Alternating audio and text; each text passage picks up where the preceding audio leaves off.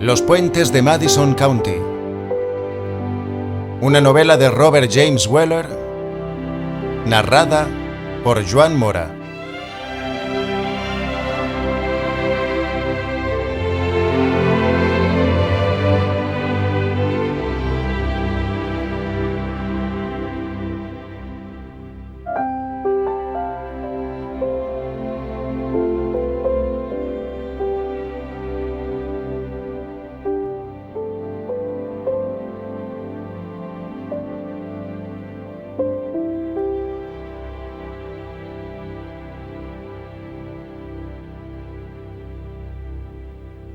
Robert Kincaid.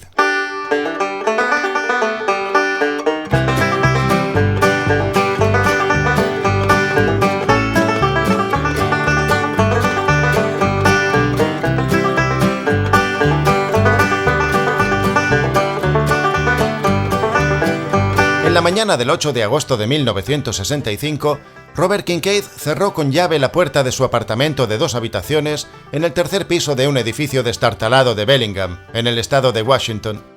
Bajó por la escalera de madera con una mochila cargada con el equipo fotográfico y una maleta y siguió por un corredor hasta la puerta del fondo. Su vieja camioneta Chevrolet estaba estacionada en el espacio reservado a los residentes del edificio. Otra mochila, una nevera portátil, 2 trípodes, cartones de cigarrillos Camel, un termo y una bolsa de fruta se encontraban ya en el interior del coche.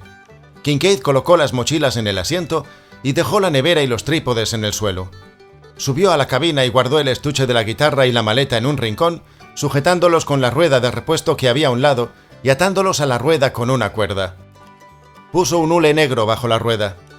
Se sentó al volante, encendió un Camel y repasó mentalmente la lista. 200 rollos de películas de diversas clases, la mayor parte Kodachrome de velocidad lenta, trípodes, nevera, 3 cámaras y 5 lentes, vaqueros y pantalones khaki, camisas y chaqueta de fotógrafo. Bien, si se había olvidado algo, podía comprarlo por el camino. Kincaid llevaba vaqueros desteñidos, botas de campo Red Wings, bastante usadas, y tirantes de color naranja. Del ancho cinturón, guardado en su vaina, colgaba un cuchillo del ejército suizo. Miró su reloj. Las 8:17.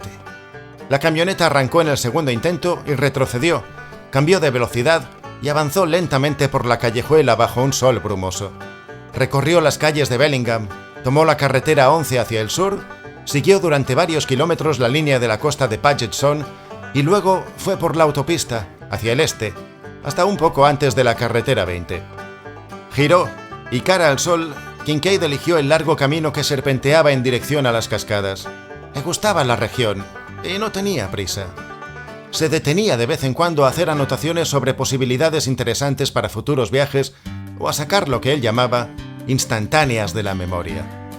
El propósito de esas rápidas fotos era recordarle lugares que podía volver a visitar y conocer con más detalle.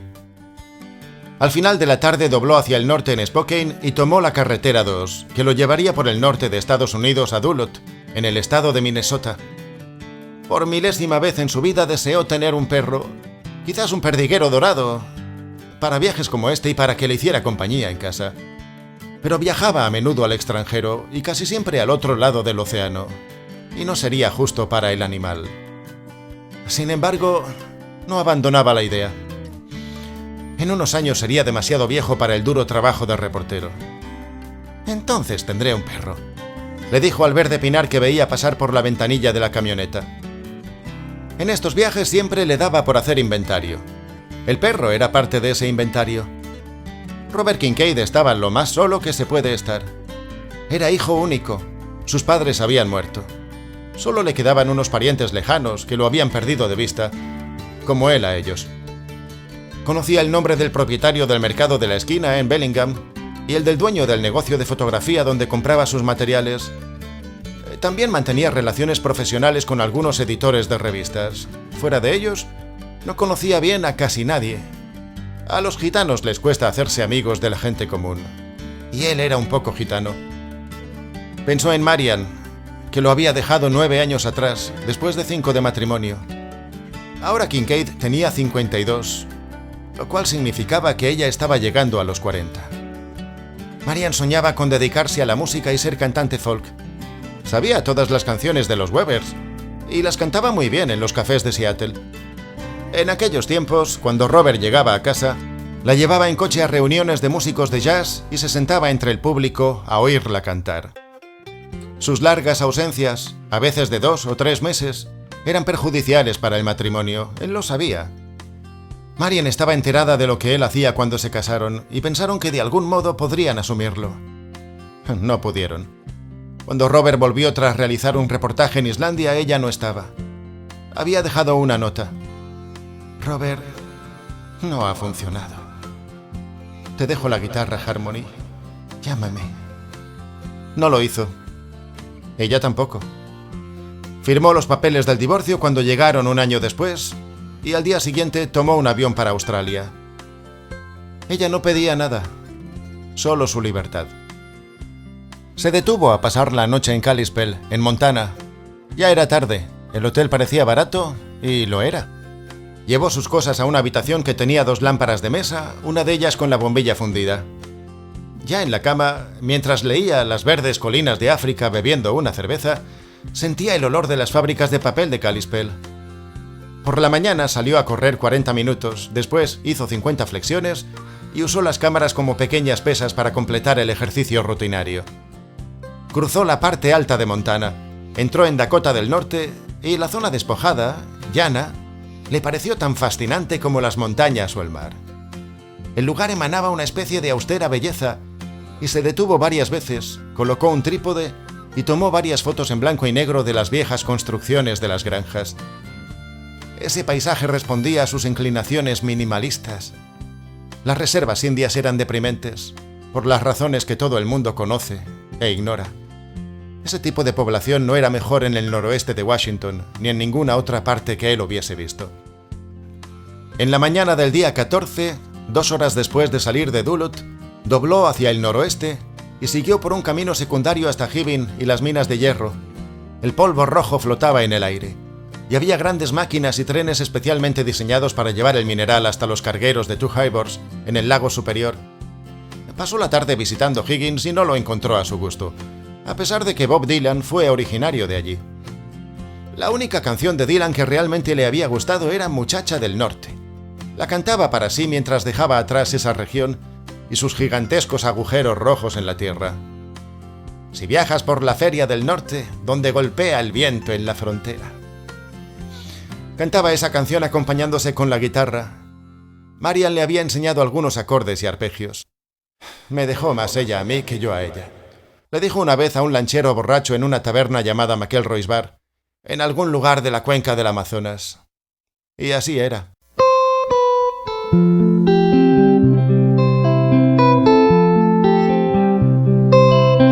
El bosque nacional superior era hermoso, realmente hermoso. Era la patria de los transportistas para las empresas peleteras. Cuando era joven, deseaba que los días de aquellos transportistas no hubiesen terminado para poder ser uno de ellos. Cruzó praderas, vio 3 alces, un zorro rojo y muchos ciervos. Se detuvo junto a un estanque y fotografió algunos reflejos de una rama de árbol deformada en el agua. Cuando terminó, se sentó en el estribo de la camioneta a beber café, a fumar un Camel y a escuchar el viento en los abedules. Sería bueno tener a alguien, a una mujer, pensó, mirando flotar el humo del cigarrillo sobre el agua. Cuando uno envejece se pone así. Pero sus largas estancias lejos de Bellingham serían difíciles de soportar para ella. Ya lo había aprendido. Cuando estaba en su casa, en Bellingham, veía de vez en cuando a la directora creativa de una agencia de publicidad en Seattle. La había conocido mientras hacían un trabajo juntos.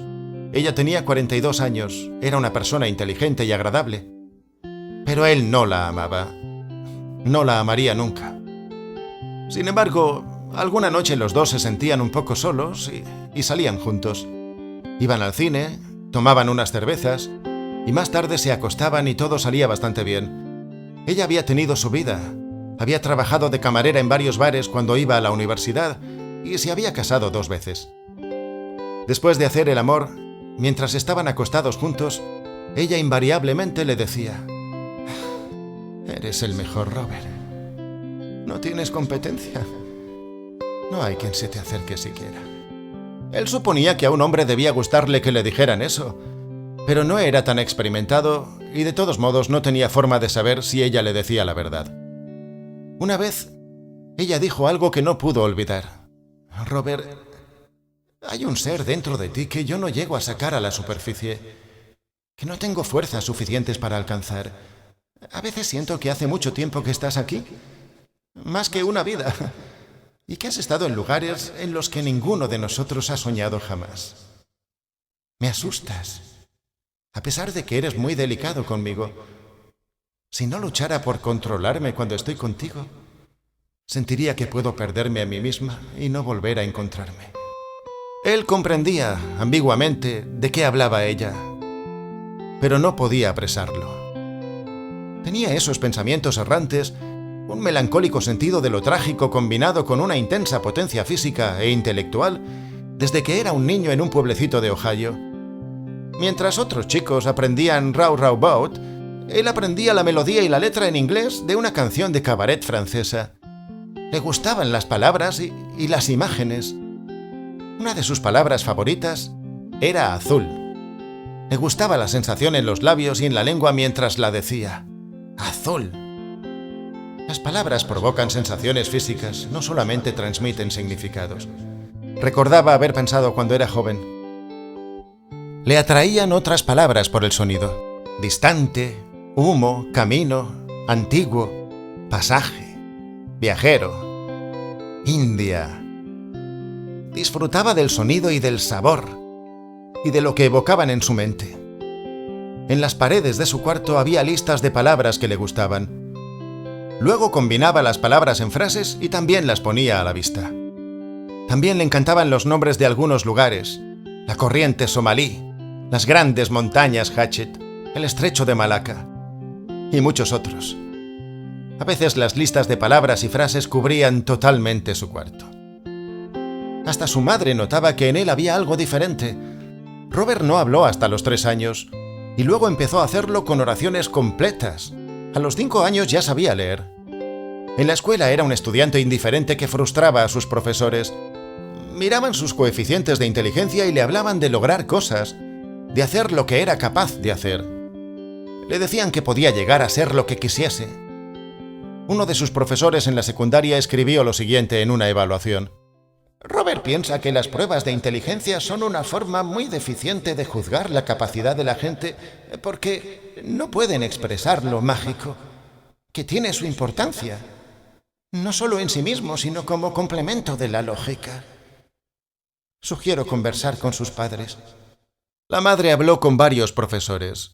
Cuando los profesores le hablaban de la conducta algo recalcitrante de Robert dadas sus posibilidades, decía: «Robert vive en su propio mundo, inventado por él. Sé que es mi hijo, pero a veces tengo la sensación de que no ha venido de mi marido y de mí, sino de otro lugar al que está intentando volver. Aprecio el interés que ustedes se toman y trataré una vez más de estimularlo a que trabaje más en la escuela». Pero él se contentaba con leer todos los libros de aventuras y de viajes que encontraba en la biblioteca de la escuela, y el resto del tiempo andaba solo. Pasaba los días junto al río que corría por las afueras de la ciudad, y pasaba por alto las fiestas, partidos de fútbol y cosas así, que lo aburrían. Pescaba, nadaba, caminaba, y se acostaba sobre la hierba escuchando voces lejanas, y se imaginaba que era el único en oírlas. «Hay brujos por aquí», se decía. «Si uno calla y no se encierra, los oye. Están ahí». Y le hubiera gustado tener un perro para compartir esos momentos. No había dinero para la universidad. Tampoco deseaba ir. Su padre trabajaba mucho y era bueno con su madre y con él. Pero el trabajo en una fábrica de válvulas no dejaba mucho para las cosas, ni para alimentar a un perro. Robert tenía 18 años cuando murió su padre, de manera que se alistó en el ejército para poder mantenerse a sí mismo y a su madre en la época más dura de la Gran Depresión. Estuvo en el ejército 4 años, pero esos 4 años cambiaron su vida. Por el misterioso funcionamiento de la mente militar, le asignaron la tarea de ayudante de fotógrafo, aunque ni siquiera sabía poner un rollo en una cámara. Pero ese trabajo le reveló su vocación. Los detalles técnicos no le plantearon dificultades. En un mes, no solo había revelado para 2 fotógrafos del equipo, sino que también le permitieron realizar solo los proyectos sencillos. Uno de los fotógrafos, Jim Peterson, le tenía simpatía y dedicó horas extra a enseñarle las sutilezas fotográficas. Robert Kincaid tomó prestados libros de fotografías y de arte de la biblioteca de Fort Monmouth y los estudió. Desde el principio le gustaron particularmente los impresionistas franceses y el uso de la luz de Rembrandt. Con el tiempo comenzó a darse cuenta de que era esa luz lo que fotografiaba, no los objetos. Los objetos eran meros vehículos para reflejar la luz. Si la luz era buena, siempre se podía encontrar algo que fotografiar. Entonces empezaban a venderse las cámaras de 35 milímetros. Robert compró una Leica usada en una tienda local, la llevó a Camp May, en New Jersey, y se pasó una semana de su permiso fotografiando la vida en la playa. Otra vez fue en autobús a Maine e hizo autostop por la costa. Desde Stonington, la lancha correo le llevó de madrugada hasta la isla Auhaut, donde acampó. Luego, cruzó en ferry la bahía de Fundy hasta Nueva Escocia. Empezó a tomar notas sobre sus composiciones fotográficas y sobre los lugares que quería volver a visitar. Cuando salió del ejército, a los 22 años, era bastante buen fotógrafo y encontró trabajo en Nueva York como ayudante de un conocido fotógrafo de modas. Las modelos eran hermosas. Salió con unas cuantas y se enamoró un poco de una, hasta que ella se mudó a París y se separaron. Ella le dijo: «Robert, no estoy segura de quién eres o qué eres, pero por favor, ven a verme a París». Él le dijo que iría, y lo dijo en serio, pero nunca fue. Años más tarde, cuando hacía un reportaje sobre las playas de Normandía, encontró el nombre de esa muchacha en la guía de teléfonos de París, la llamó y tomaron un café en un bar al aire libre. Ella estaba casada con un director de cine y tenía 3 hijos. A Robert no le atraía demasiado la idea de la moda. La gente tiraba ropa perfectamente buena o la reformaba apresuradamente siguiendo los dictados de la moda europea. Le parecía muy estúpido y se sentía minusvalorado por tener que hacer fotografías de modas. «Uno es lo que produce», dijo al dejar ese trabajo. Su madre murió durante el 2.º año que él estuvo en Nueva York. Volvió a Ohio, la enterró y luego un abogado le leyó el testamento. No había quedado mucho. Él no esperaba nada. Pero le sorprendió enterarse de que sus padres habían ahorrado algo después de pagar la hipoteca de la casa de Franklin Street, donde habían pasado toda su vida de casados. Robert vendió la casa y compró equipo fotográfico de primera clase con el dinero. Mientras le pagaba la cámara al vendedor, pensó en los años que su padre había trabajado para ganar esos dólares y en la vida sencilla que habían llevado. Algunos de sus trabajos comenzaron a salir en revistas. Después, lo llamaron del National Geographic. Habían visto en un calendario una foto tomada por él en Cape May. Habló con ellos, le dieron un trabajo de poca importancia que realizó de forma muy profesional y con eso se abrió camino.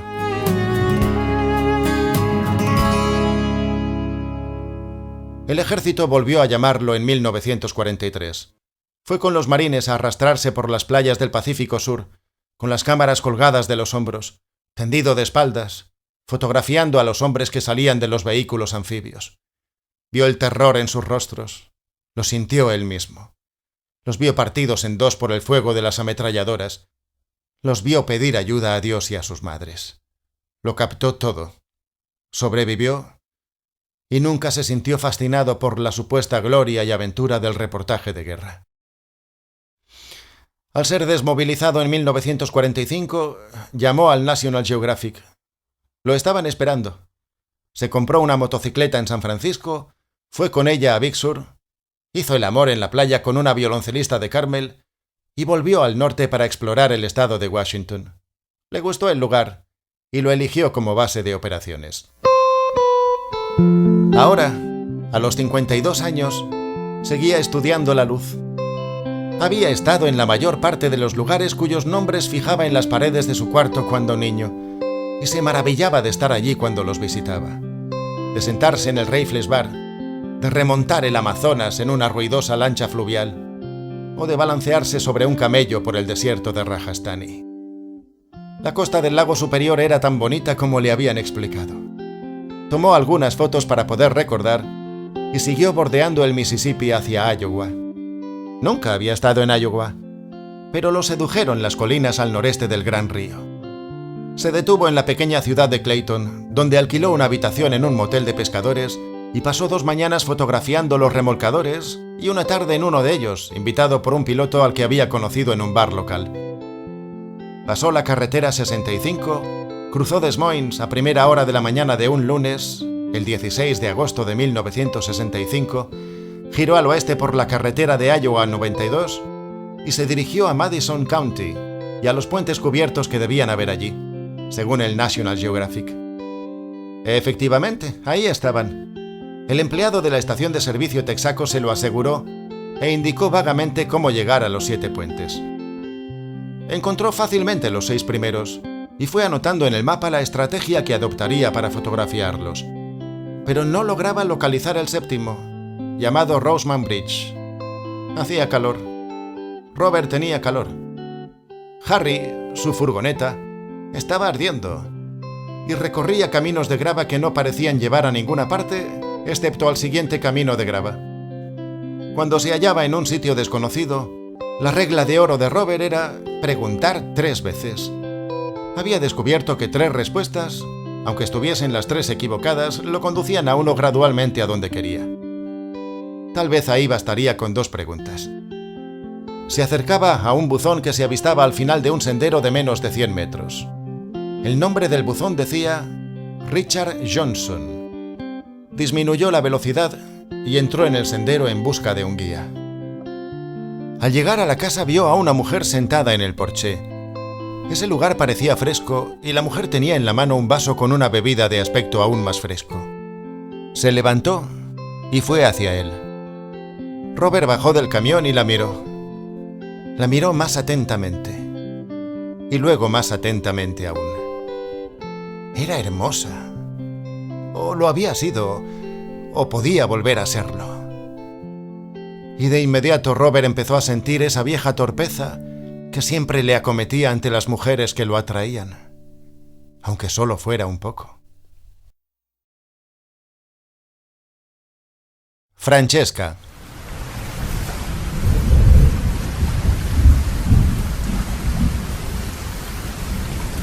A mediados de otoño era el cumpleaños de Francesca, y la lluvia fría golpeaba contra su casa de madera en el campo, en el sur de Iowa. Miraba la lluvia y a través de ella veía las colinas que bordeaban Middle River, pensando en Richard. Richard había muerto un día así, 8 años atrás, de una enfermedad que Francesca prefería no recordar. Pero pensaba en él y en su tosca ternura, en sus actitudes firmes y en la vida apacible que habían llevado. Habían llamado los chicos. Tampoco este año podían venir para su cumpleaños, aunque Francesca cumplía 67 años. Ella lo comprendía, como siempre lo había comprendido y siempre lo comprendería. Los dos estaban muy atareados, en un momento importante de su vida profesional, dirigiendo un hospital, dando clases. Michael iniciaba un segundo matrimonio. Caroline luchaba por el primero. En secreto, Francesca se alegraba de que nunca la visitaran para su cumpleaños. Reservaba sus propias ceremonias para ese día. Por la mañana habían venido sus amigos desde Winterset con una tarta de cumpleaños. Francesca había hecho café mientras hablaban de los nietos y de la ciudad, del Día de Acción de Gracias y de los regalos de Navidad. La tranquila alegría y las voces de la conversación eran familiares y reconfortantes, y le recordaron la razón por la que se había quedado ahí después de la muerte de Richard. Michael se había instalado en Florida, Caroline en Nueva Inglaterra, pero Francesca se había quedado en el sur de Iowa, que era su tierra, conservando su antiguo domicilio por una razón especial, y ahora se alegraba de haberlo hecho.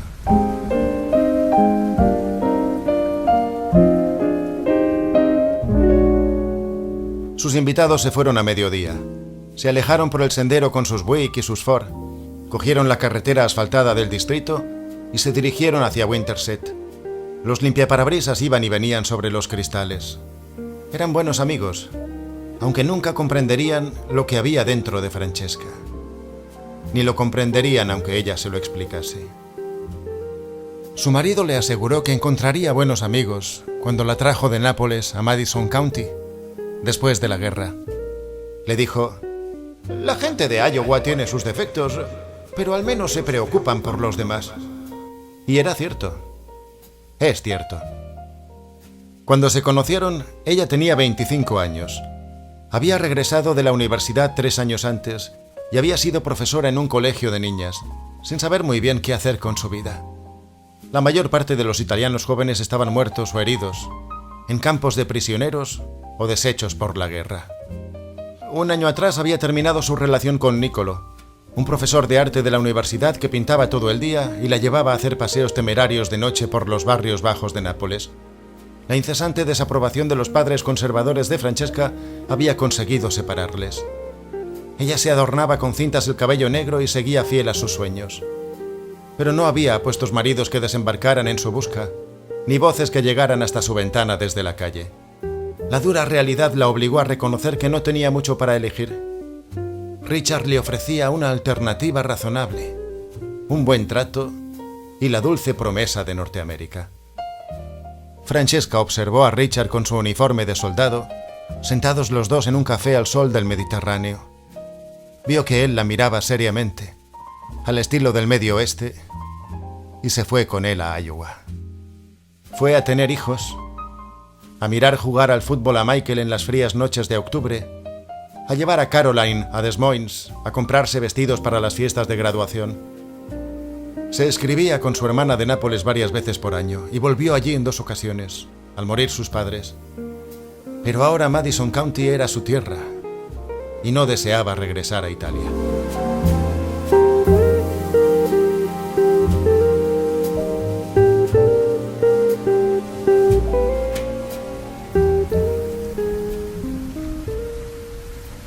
Seguía lloviendo. Al oscurecer, Francesca se sirvió una copita de coñac y abrió el escritorio de tapa corrediza. Era un mueble de nogal que había pertenecido a 3 generaciones de la familia de Richard.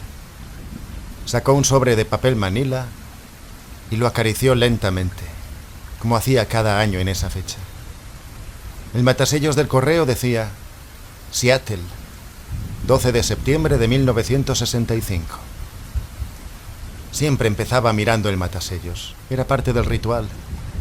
Luego leía el nombre y domicilio escritos sin abreviaturas. Francesca Johnson, Winterset, Iowa. Y por fin, el remitente, descuidadamente garabateado en el ángulo superior izquierdo. Apartado 642, Bellingham, Washington. Se sentó en un sillón junto a la ventana, miró las direcciones y se concentró, porque en ellas estaba el movimiento de esas manos, como había sido 22 años antes. Cuando llegó a sentir que sus manos la tocaban, abrió el sobre, sacó cuidadosamente 3 cartas, un breve manuscrito, 2 fotografías y un número completo de National Geographic, junto con recortes de otros números de la revista. Allí, a la luz grisácea que quedaba, bebió el coñac a sorbitos, mirando por encima del marco de las gafas la nota manuscrita sujeta con una grapa a las páginas dactilografiadas. La carta estaba escrita en unas hojas con su membrete que decía simplemente: Robert Kincaid, autor, fotógrafo, en letra discreta. 10 de septiembre de 1965. Querida Francesca, te envío 2 fotografías. Una es la que te hice en el campo a mediodía. Espero que te guste tanto como a mí. La otra es de Roseman Bridge, antes de que yo retirara la nota que habías clavado allí con una tachuela. Estoy sentado aquí, recorriendo las zonas grises de mi mente en busca de cada detalle, de cada momento que pasamos juntos. Me pregunto una y otra vez, ¿qué pasó en Madison County? Y trato de juntarlo todo. Por eso escribí el breve texto, al caer de la dimensión Z, que te envío, en un intento de aclarar mi confusión. Miro a través de un objetivo y estás tú en el otro extremo. Empiezo a escribir un artículo y estoy escribiendo sobre ti. Ni siquiera sé bien cómo volví aquí desde Iowa. De alguna manera el viejo camión me trajo a casa. Pero apenas recuerdo los kilómetros que recorrí. Hace unas semanas me sentía equilibrada, razonablemente satisfecho. Tal vez no profundamente feliz. Tal vez un poco solo. Pero al menos contento. Ahora todo ha cambiado. Ahora sé que estuve yendo hacia ti y tú hacia mí desde hace largo tiempo. Aunque ninguno de los dos percibía al otro antes de que nos conociéramos, había una especie de inconsciente certeza que cantaba alegremente bajo nuestra ignorancia, asegurando que nos reuniríamos. Como dos pájaros solitarios que vuelan por las grandes praderas por designio de Dios, en todos estos años y estas vidas, hemos estado yendo el uno hacia el otro. El camino es un lugar extraño. Por él andaba yo arrastrando los pies, y ahí estabas tú, caminando por la hierba hacia mi camión. Un día de agosto. Viéndolo retrospectivamente, parece inevitable. No pudo haber sido de ninguna otra manera. Es un caso de lo que yo llamo la alta probabilidad de lo improbable. De manera que ahora estoy viviendo con otra persona dentro de mí. Aunque creo que lo expresé mejor el día que nos separamos, cuando dije que hemos creado una tercera persona a partir de nosotros dos. Y ahora me acecha ese otro ser. De alguna manera tenemos que volver a vernos, Francesca. En cualquier parte, en cualquier momento. Puedo ocuparme de los pasajes de avión si eso es un problema. Me voy al sudeste de la India la semana que viene, pero estaré de vuelta a finales de octubre. Te amo, Robert. Postdata. El proyecto de fotografía en Madison County salió muy bien. Búscalo en el National Geographic el año que viene, o dime si quieres que te mande un ejemplar del número cuando se publique. Francesca Johnson dejó la copa de coñac en el ancho alféizar de roble de la ventana y miró la fotografía de 8x10 en blanco y negro que le había sacado Robert. A veces le resultaba difícil recordar qué aspecto tenía ella entonces, 22 años atrás. Se apoyaba en un poste del cerco. Llevaba tejanos ajustados y descoloridos, sandalias y una camiseta blanca. Su cabello ondeaba al viento. Desde su lugar junto a la ventana veía, en medio de la lluvia, el poste del viejo cerco que todavía circunscribía los pastos.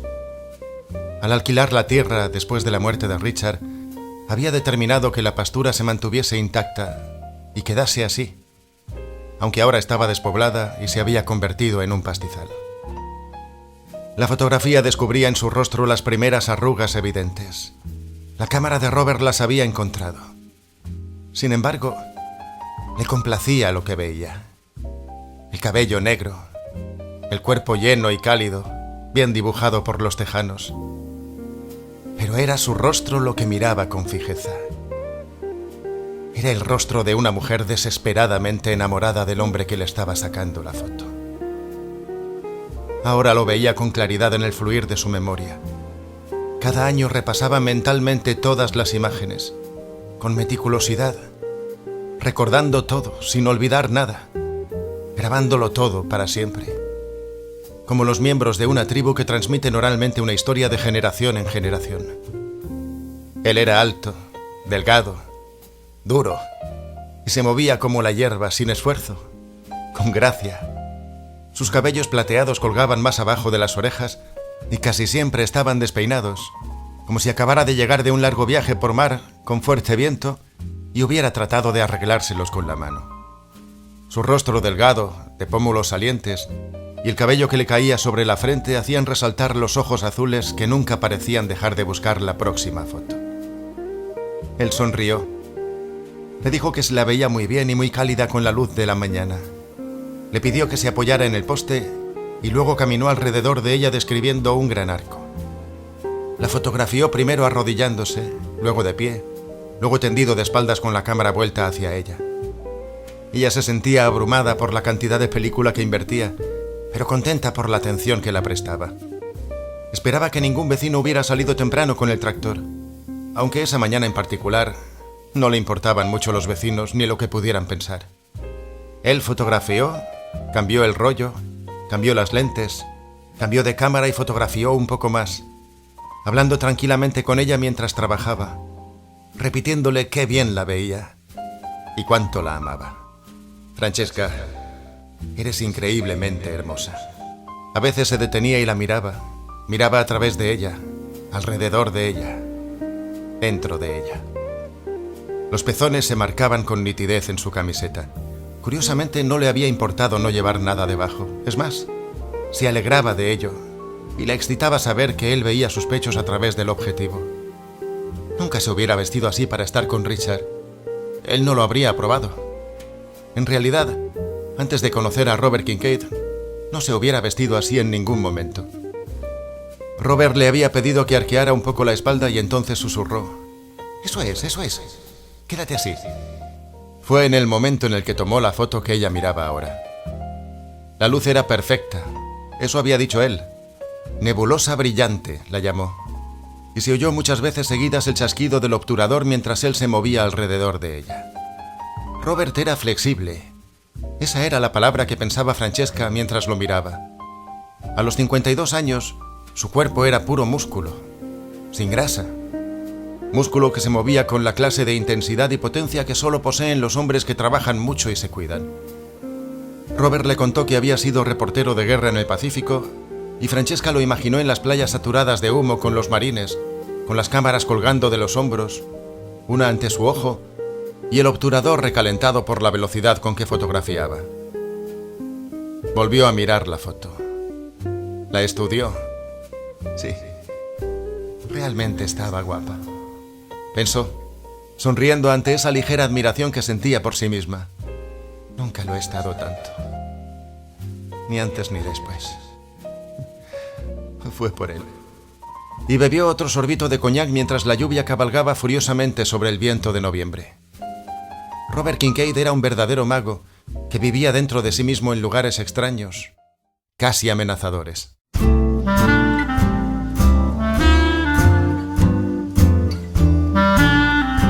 Francesca lo había percibido casi inmediatamente aquel lunes caluroso y seco del mes de agosto de 1965, cuando él bajó de la furgoneta enfrente de su casa.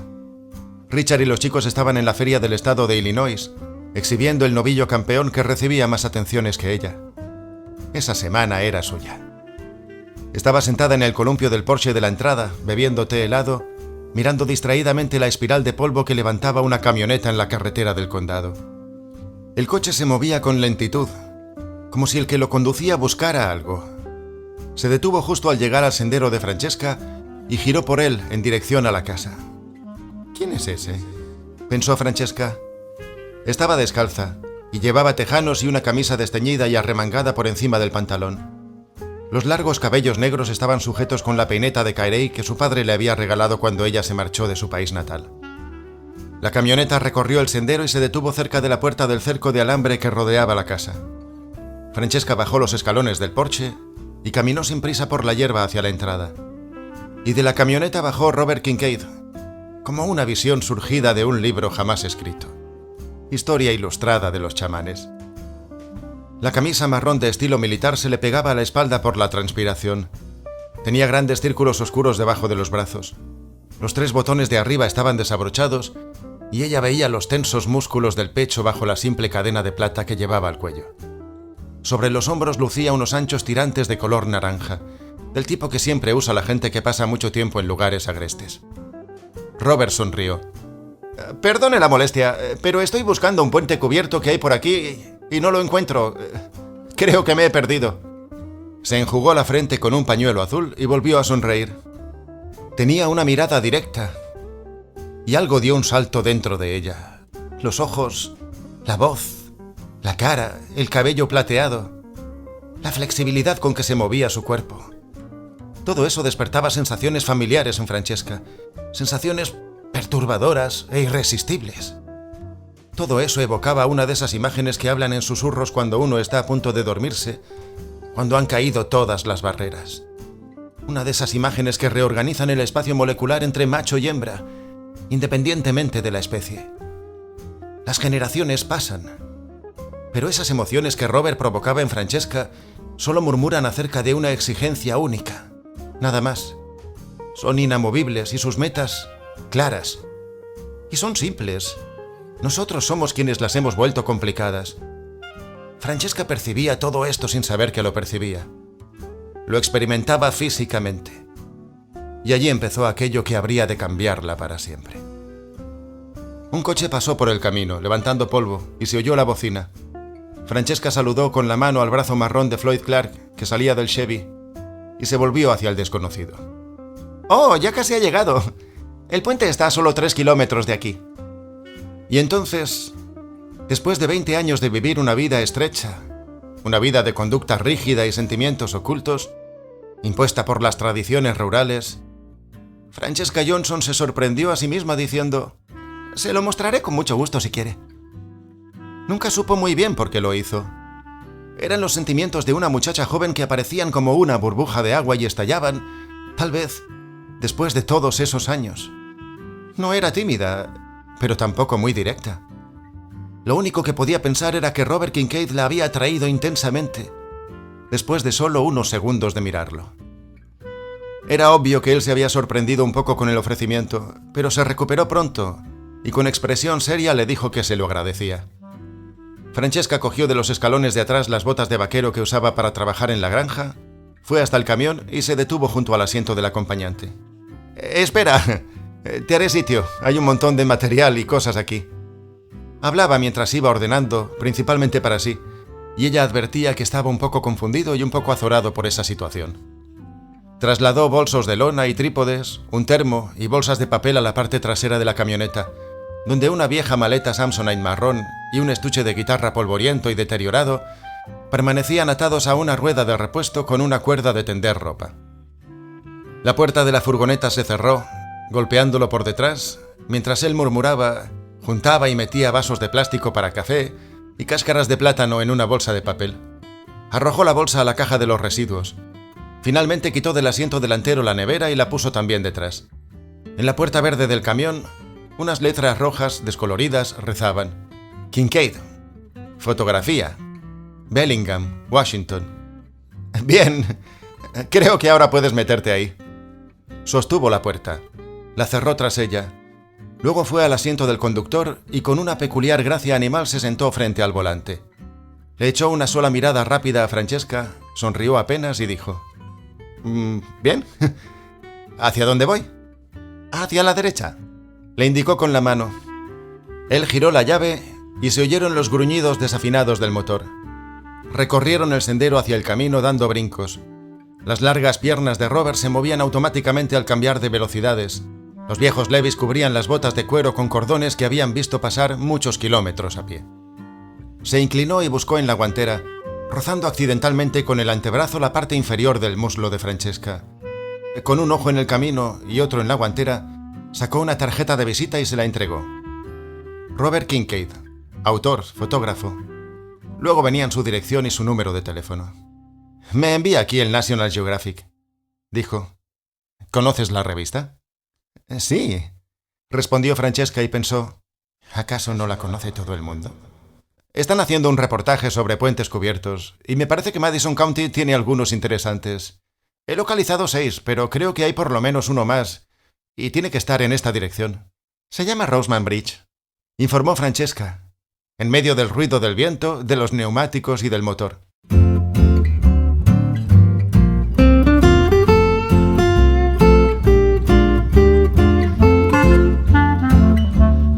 Su voz sonaba rara, como si perteneciera a otra persona, a una adolescente asomada a una ventana, en Nápoles, viendo a lo lejos calles de ciudades, trenes y puertos, mientras soñaba con sus lejanos y futuros amantes. Mientras hablaba miraba los músculos de su antebrazo, que se movían cuando él cambiaba de velocidad. Junto a Francesca había 2 mochilas.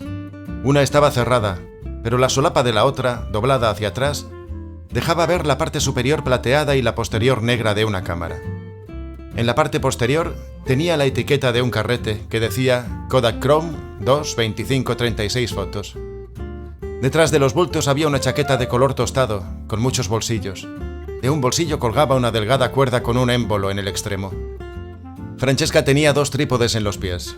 Estaban muy rayados, pero en uno se podía leer la gastada etiqueta: Gizzo. Cuando Robert abrió la guantera, Francesca vio que estaba abarrotada de cuadernos, mapas, lápices, cajas de película vacías, monedas y cigarrillos Camel. «Dobla a la derecha en la próxima curva», dijo. Eso le dio una excusa para mirar el perfil de Robert Kincaid. La piel tostada y suave brillaba con la transpiración. Sus labios eran bonitos. Por alguna razón, Francesca lo había notado de inmediato. Y la nariz era como la de los indios que había visto en unas vacaciones que se había tomado la familia en el oeste, cuando los hijos eran pequeños. Robert no era apuesto en el sentido convencional, ni tampoco feo. Esas palabras no se aplicaban a él. Pero había algo en ese hombre. Algo muy antiguo. Algo ligeramente deteriorado por los años. No en su apariencia, sino en sus ojos. En la muñeca izquierda llevaba un reloj de aspecto complicado, con una correa de cuero marrón manchada por el sudor. En la derecha tenía una pulsera de plata con arabescos. Le vendría bien una limpieza con limpiametales, pensó Francesca, y enseguida se condenó por haber caído en la trivialidad de la vida pueblerina, contra la que se rebelaba en silencio desde hacía tantos años. Robert Kincaid sacó un paquete de Camel del bolsillo de la camisa y le ofreció uno. Francesca aceptó el cigarrillo y por segunda vez en 5 minutos se sorprendió a sí misma. «¿Qué estoy haciendo?», pensó. Hacía años que había dejado de fumar, debido a la presión constante de la crítica de Richard. Robert se puso el cigarrillo entre los labios y encendió el de Francesca con un cipo de oro, sin dejar de mirar la carretera. Ella ahuecó la mano a ambos lados de la llama para protegerse del viento y tocó la mano de Robert para que no la sacudieran los saltos de la camioneta. Solo le llevó un instante encender el cigarrillo, pero fue suficiente para sentir el calor de la mano de él y su ligero vello en el dorso. Volvió a apoyarse en el respaldo y Robert acercó el encendedor a su propio cigarrillo defendiéndolo del viento con mano experta y retirando solo un segundo las manos del volante. Francesca Johnson, esposa de granjero, apoyada en el asiento polvoriento de la camioneta, fumando un cigarrillo, señaló: «Es allí, al doblar la curva». El viejo puente rojo, descascarillado, ligeramente inclinado por los años, cruzaba un arroyo. Entonces Robert Kincaid sonrió, la miró rápidamente y dijo: «¡Ja! ¡Fantástico! Una foto del crepúsculo». Se detuvo a 100 metros del puente y bajó, llevándose la mochila abierta. «Voy a hacer un pequeño reconocimiento, no te molesta, ¿no?». Ella le devolvió la sonrisa. Lo observó mientras él caminaba por el sendero, mientras sacaba la cámara de la mochila y luego se echaba el bolso sobre el hombro izquierdo. Ese movimiento exacto lo había hecho miles de veces. Francesca se dio cuenta por la fluidez con que lo hizo. Mientras caminaba, su cabeza no dejaba de moverse, mirando de un lado a otro el puente y los árboles detrás del puente. Se volvió una vez y fijó la vista en ella, con el rostro serio. En contraste con la gente del lugar, que se alimentaba de salsas, patatas y carnes rojas, Robert daba la impresión de no comer otra cosa que fruta, nueces y vegetales. «Duro», pensó Francesca. «Parece físicamente duro». Reparó en lo pequeño que era su trasero dentro de los tejanos ajustados. Veía el contorno de la billetera en el bolsillo izquierdo y el del pañuelo en el derecho. Robert parecía andar por el terreno sin un solo movimiento innecesario. No había ruidos. Un mirlo de alas rojas posado en una alambrada la miró. Una alondra gritó desde el pasto junto al camino. Nada más se movía bajo el sol blanco de agosto. Robert se detuvo justo antes de llegar al puente. Se quedó un momento allí, luego se puso en cuclillas y escudriñó a través de la cámara. Fue hasta el otro lado del camino e hizo lo mismo. Luego se paró en el puente y estudió las vigas y las planchas del suelo y contempló la corriente por un agujero que había en un lado. Francesca apagó el cigarrillo en el cenicero, abrió la puerta y apoyó las botas en la grava. Echó una mirada alrededor para asegurarse de que no venía el coche de ningún vecino y caminó hasta el puente. El sol era como un martillazo al final de la tarde y el interior del puente parecía estar más fresco.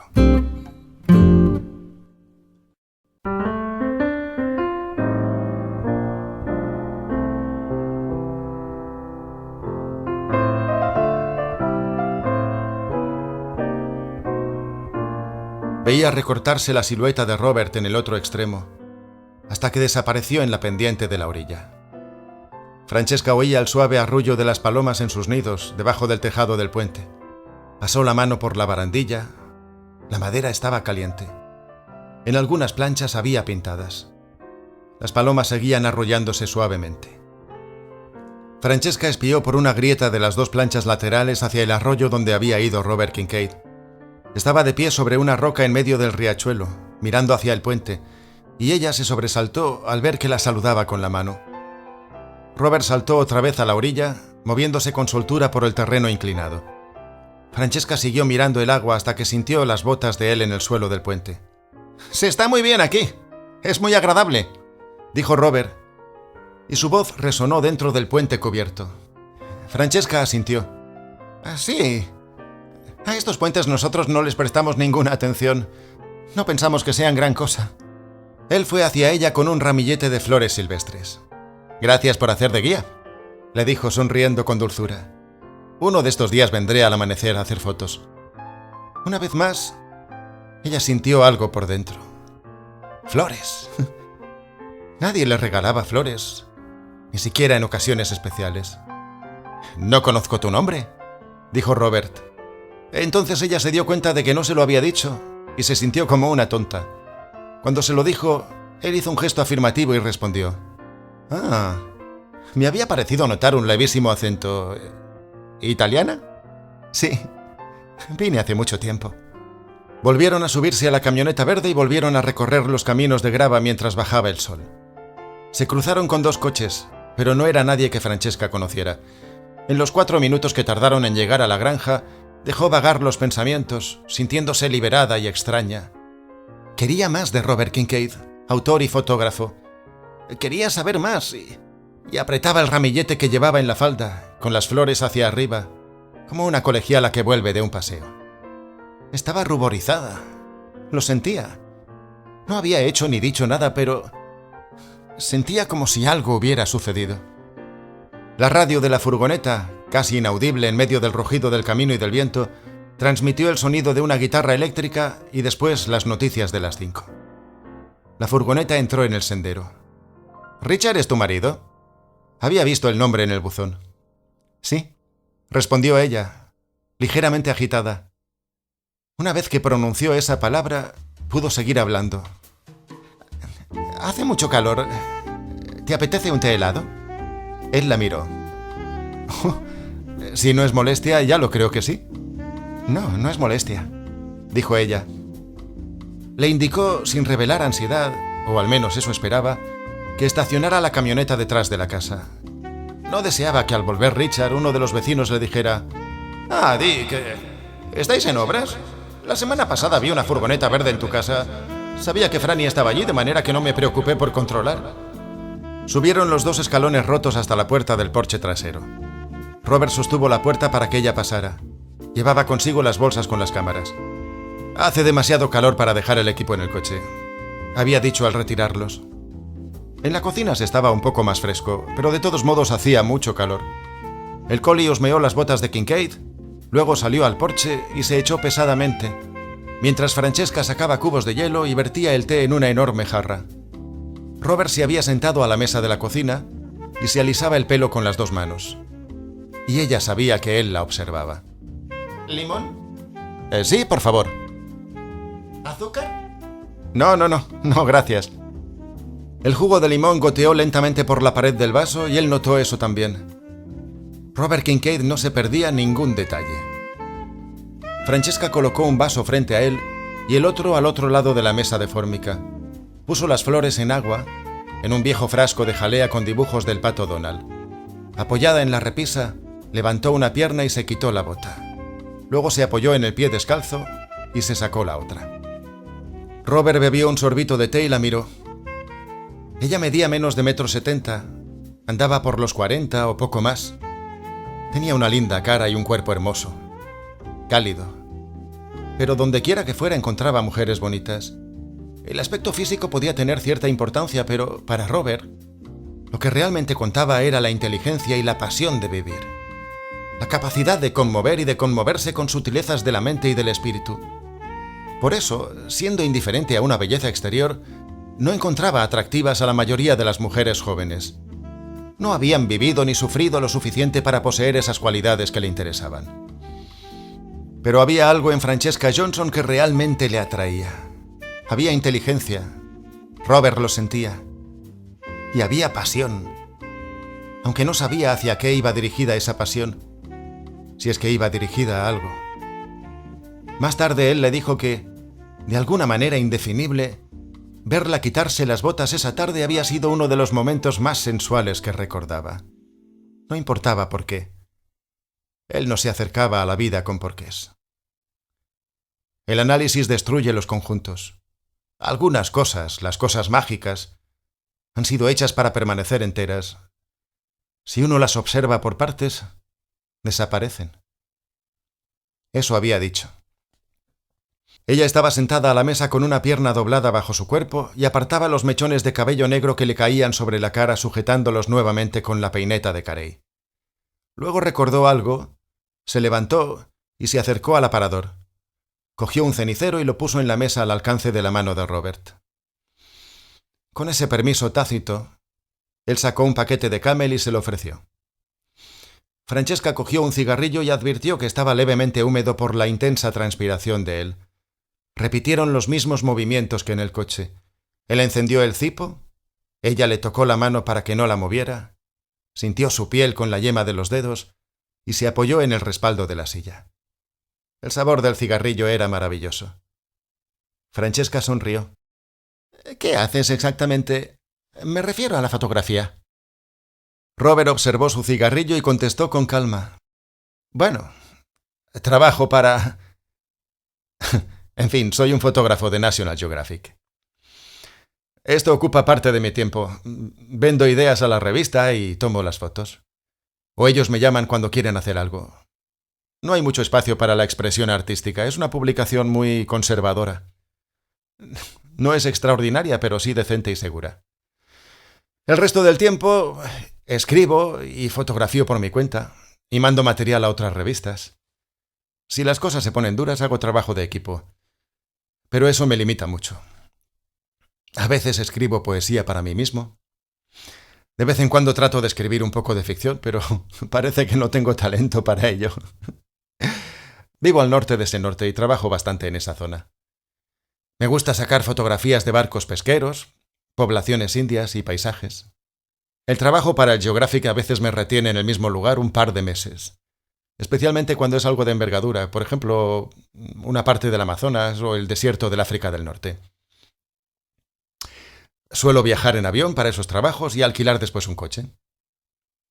Pero tenía ganas de visitar en coche algunos lugares y explorarlos para reportajes futuros. Vine bordeando el lago Superior y volveré por Black Hills. ¿Y tú? Francesca no esperaba que se lo preguntara. Tartamudeó unos instantes. Oh, por Dios. Nada parecido a lo tuyo. Me gradué en literatura comparada.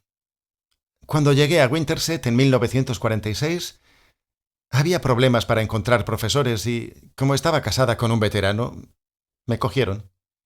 De manera que obtuve un certificado de enseñanza y enseñé literatura inglesa durante unos años en la escuela secundaria. Pero a Richard no le gustaba que yo trabajase. Decía que él podía mantenernos, que no era necesario, sobre todo cuando nuestros hijos eran pequeños, así que lo dejé. Y dediqué mi jornada completa a ser esposa de granjero. Eso es todo. Advirtió que Robert había terminado el té helado y le sirvió más en la jarra. Gracias. ¿Te gusta vivir en Iowa? La situación le permitía ser sincera. Francesca lo sintió. La respuesta estereotipada era: mucho, es muy tranquilo, la gente es muy buena. No contestó de inmediato. ¿Me das otro cigarrillo? Otra vez el paquete de Camel, otra vez el encendedor, otra vez el ligero contacto de las manos. El sol entraba en el porche de atrás y caía sobre el perro, que se levantó y desapareció. Francesca por primera vez miró a los ojos de Robert Kincaid. Tengo que responder: me gusta, es muy tranquilo, la gente es muy buena. En general todo eso es cierto. Es tranquilo. La gente es buena, en cierto sentido. Si alguien se lastima o enferma, los vecinos cosechan su maíz o su avena, o hacen lo que sea necesario. En la ciudad se puede dejar el coche abierto y permitir a los chicos que corran de acá para allá sin peligro. La gente de aquí tiene un montón de buenas cualidades y yo la respeto por eso. Pero vaciló, echó una calada, miró a Robert Kincaid sentado frente a ella. No es lo que yo esperaba de jovencita. La confesión, por fin. Hacía años que las palabras estaban ahí y nunca las había pronunciado. Ahora se las había dicho a un hombre que venía de Bellingham, del estado de Washington, en una camioneta verde. Durante unos momentos, él guardó silencio. Luego dijo: «El otro día anoté algo en mi cuaderno, para usarlo algún día. Se me ocurrió mientras viajaba. Es algo que sucede a menudo. Dice así: los viejos sueños eran sueños buenos. No se realizaron, pero me alegro de haberlos tenido. No estoy seguro de lo que significa, pero lo usaré en alguna parte. De manera que creo que entiendo lo que sientes». Francesca le sonrió entonces, por primera vez, con una sonrisa cálida y profunda, y el instinto de jugador se impuso en ella. ¿Quieres quedarte a cenar? Mi familia está fuera, de modo que no tengo mucha cosa en casa, pero algo inventaré. Desde luego. Estoy cansado de los supermercados y de los restaurantes, así que si no es mucha molestia, me encantaría. ¿Te gustan las chuletas de cerdo? Puedo servirlas con verduras de la huerta. Prefiero las verduras solas. No como carne. Hace años que ya no la como. No es por ninguna razón en especial, simplemente me siento mejor así. Francesca volvió a sonreír. Bueno, aquí tu punto de vista no sería muy popular. Richard y sus amigos dirían que estás tratando de destruir su medio de subsistencia. Yo misma no suelo comer mucha carne, no sé muy bien por qué, sencillamente no me gusta. Pero cada vez que intento hacer una cena sin carne para mi familia hay gritos de rebelión, de manera que he abandonado el intento. Será agradable pensar en algo diferente para variar. Bueno, pero no te tomes muchas molestias por mí. Escucha, tengo película en la nevera. Necesito tirar el agua del hielo derretido y ordenar un poco las cosas. Me llevará un rato. Se levantó y bebió lo que quedaba del té. Ella lo vio salir por la puerta de la cocina, cruzar el porche y salir al patio. No dejó golpear la puerta de alambre tejido como hacían todos, sino que la cerró suavemente. Justo antes de salir se agachó para palmear al collie, que le agradeció la atención con varias buenas lamidas en los brazos. Francesca fue a las habitaciones de arriba, se dio un baño rápido y mientras se secaba, miró por encima de la cortina que cubría la mitad inferior de la ventana. La maleta de Robert estaba abierta y él se estaba lavando con la vieja bomba de mano. Francesca pensó que debería haberle dicho que podía ducharse en la casa si lo deseaba. Lo había pensado antes, pero la había retenido la familiaridad que eso implica y luego, flotando en su propia confusión, se había olvidado y no había dicho nada. Pero Robert Kincaid se había lavado en peores condiciones, con baldes de agua estancada en la patria de los tigres, con el agua de su cantimplora en el desierto. En la granja de Francesca se había desnudado hasta la cintura y usaba la camisa sucia como una combinación de esponja y toalla. ¿Una toalla?, se reprochó Francesca. Al menos podía haberle dado una toalla. La navaja de afeitar reflejaba el sol. Ella lo vio enjabonarse la cara y afeitarse. Era... otra vez esa palabra, pensó Francesca. Era duro. No era corpulento. Medía un poco más de 1,80 m y era más bien delgado. Pero tenía la musculatura de los hombres grandes y el abdomen liso como la hoja de un cuchillo.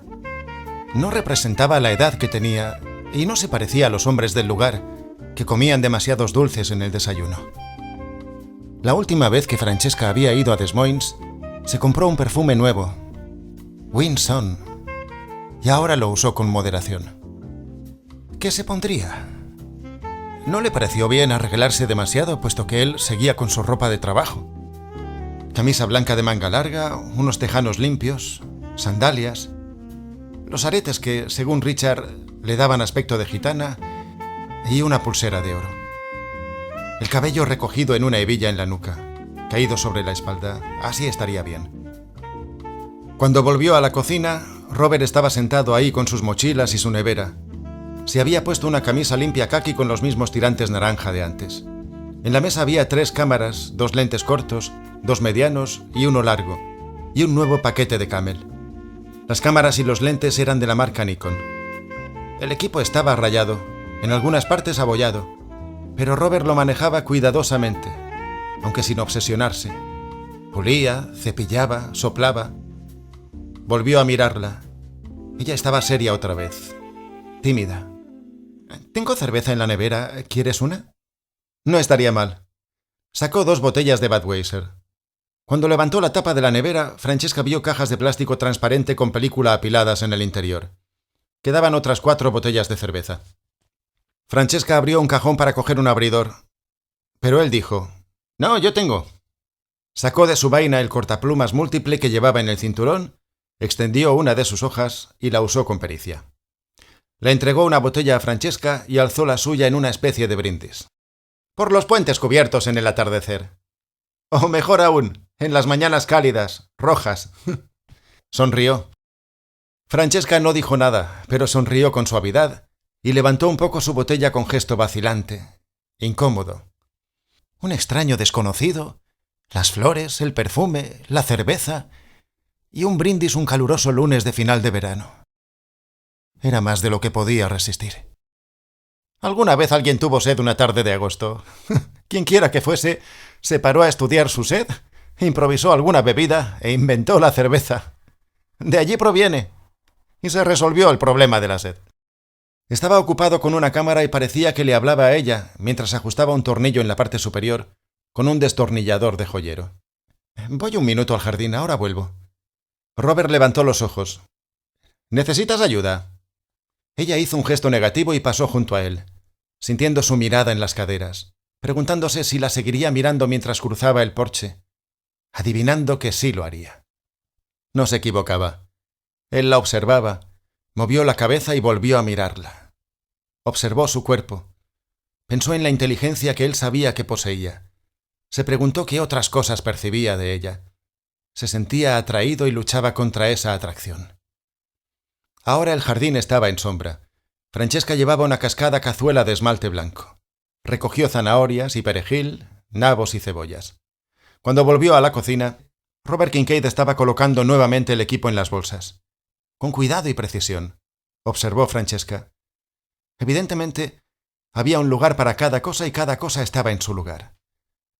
Robert había terminado su cerveza y había abierto 2 más, aunque Francesca aún no había terminado la suya. Entonces, ella echó la cabeza hacia atrás, vació la botella y se la entregó. «¿Puedo hacer algo?», preguntó él. «Puedes traer el melón del porche y unas patatas de ese balde que está allí». Él se movió con tanta agilidad que a Francesca le asombró el poquísimo tiempo que tardó en ir al porche y volver, con el melón bajo el brazo y 4 patatas en las manos.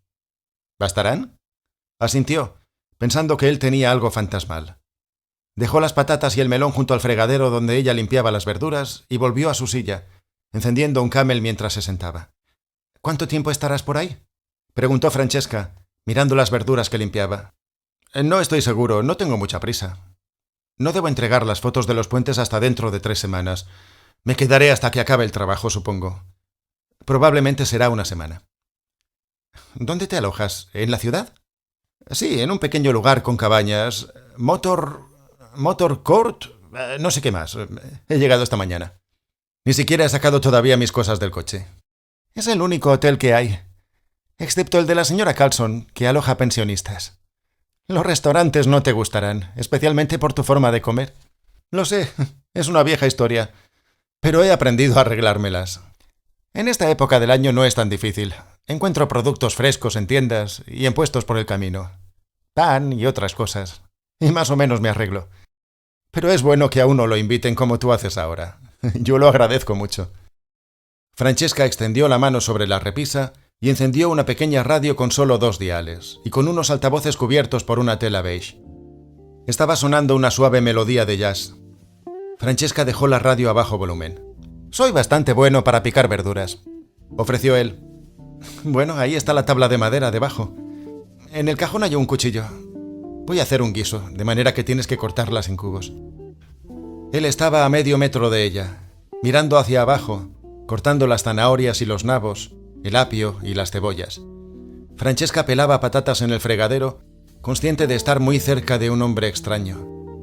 Nunca se le había ocurrido que pelar patatas provocara esas pequeñas sensaciones extrañas.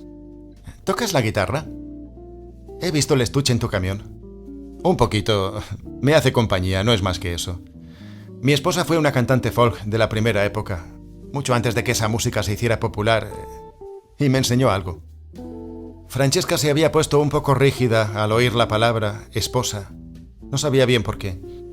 Tenía derecho a estar casado, pero de alguna manera eso no encajaba con él. Ella no quería que estuviera casado. Mi esposa no soportaba mis viajes, ni que yo pasara meses fuera. No la critico. Me dejó hace 9 años. No tuvimos hijos, así que no fue complicado. Se llevó una guitarra y me dejó otra a mí. ¿La has vuelto a ver? No, nunca. Eso fue todo lo que dijo. Francesca no insistió, pero se sintió mejor, egoístamente. Y otra vez se preguntó por qué le importaba el asunto, ya fuese de una u otra manera. He estado 2 veces en Italia, dijo Robert. ¿Dónde naciste tú? En Nápoles. ¿Ah? No he ido nunca a Nápoles. Estuve una vez en el norte, fotografiando el río Po, y otra vez para otro trabajo estuve en Sicilia. Francesca pelaba patatas pensando en Italia y sintiendo la presencia de Robert Kincaid. Las nubes se habían acumulado en el oeste, dividiendo el sol en rayos que se extendían en varias direcciones. Robert miró por la ventana que estaba encima del fregadero y dijo: «La luz de Dios. A las fábricas de calendarios les encanta. Y a las revistas religiosas». «Tu trabajo parece interesante», dijo Francesca. Sentía la necesidad de mantener la conversación en un terreno neutro. ¿Lo es? Me gusta muchísimo. Me gusta el camino y me gusta hacer fotos. Ella advirtió que decía hacer fotos. ¿Tú haces fotos? ¿No las tomas? ¿Así es? Bueno, al menos así es como me gusta pensarlo. Esa es la diferencia entre los que sacan instantáneas los domingos y los fotógrafos profesionales. Cuando haya terminado con el puente que vimos hoy, te aseguro que no tendrá el aspecto que tú piensas. Lo habré convertido en algo mío. Por la elección de la lente, el ángulo de cámara o la composición general, o probablemente por la combinación de todo eso. Yo no me limito a tomar las cosas como se presentan. Trato de convertirlas en algo que refleje mi conciencia personal, mi espíritu. Trato de encontrar la poesía en la imagen. La revista tiene su propio estilo y sus exigencias, y yo no siempre estoy de acuerdo con el gusto del editor. Bueno, en realidad, no estoy de acuerdo casi nunca. Y eso les molesta. Aunque ellos deciden lo que guardan y lo que suprimen. Supongo que conocen a sus lectores, pero a mí me gustaría que de vez en cuando se arriesgaran un poco. Se lo digo y se molestan. Ese es el problema de ganarse la vida con el arte. Siempre se trabaja con mercados. Y los mercados masivos están diseñados para satisfacer un gusto intermedio. Ahí están los números. Supongo que es la realidad. Pero como te dije, puede limitar mucho. Bueno, me permiten conservar las fotos que no publican, de manera que al menos tengo mis propios archivos privados con el material que me gusta. Y de tanto en tanto, otra revista compra alguna de esas fotos, o puedo escribir algún artículo sobre algún lugar donde he estado, e ilustrarlo con un poco más de audacia de lo que le gusta a National Geographic. Un día escribiré un ensayo titulado Las virtudes del amateurismo, para todos aquellos que desean ganarse la vida con el arte. El mercado mata más pasión artística que cualquier otra cosa. Para la mayoría de la gente representa la seguridad. Quieren seguridad. Las revistas y los fabricantes les dan seguridad, les dan homogeneidad. Les dan lo conocido y lo cómodo. No los desafían. Las ganancias y las suscripciones y todo eso domina el arte. Todos estamos atados a la rueda de la uniformidad. Los responsables de marketing siempre hablan de los consumidores. Cuando oigo esa palabra me imagino a un hombrecito gordo en bermudas, con camisa hawaiana y un sombrero de paja del que cuelgan abridores para latas de cerveza, y con un montón de dólares en sus puños cerrados. Francesca se rió suavemente, pensando en la seguridad y en la comodidad. Pero me quejo demasiado. Como te dije, viajar es agradable. Y a mí me gusta jugar con las cámaras y estar al aire libre. La realidad no es exactamente lo que prometía la canción, pero la canción no es mala. Francesca suponía que, para Robert Kincaid, eso era una charla sobre temas cotidianos. Para ella era un tema literario. La gente de Madison County no hablaba así, ni de esas cosas. Ellos hablaban del tiempo y de los precios de los productos de la granja, de los recién nacidos y de los funerales, de los programas del gobierno y de los equipos de deporte. No del arte y los sueños. No de las realidades que hacían cesar la música y encerraban los ideales en una caja. Robert terminó de cortar las verduras. ¿Algo más que pueda hacer? Ella dijo que no con la cabeza. No, está todo bajo control. Él volvió a sentarse a la mesa. Fumaba y tomaba un trago de cerveza de vez en cuando. Ella cocinaba y bebía entre una tarea y otra. Sentía los efectos del alcohol a pesar de que no había bebido casi nada. La víspera de Año Nuevo, en la Legion Hall, ella y Richard bebían sus copas. Pero no solía beber, y casi nunca había bebidas alcohólicas en casa. Sin embargo, hacía algún tiempo, Francesca había comprado una botella de coñac con la esperanza de resucitar el amor en sus vidas campesinas. La botella todavía estaba sin abrir.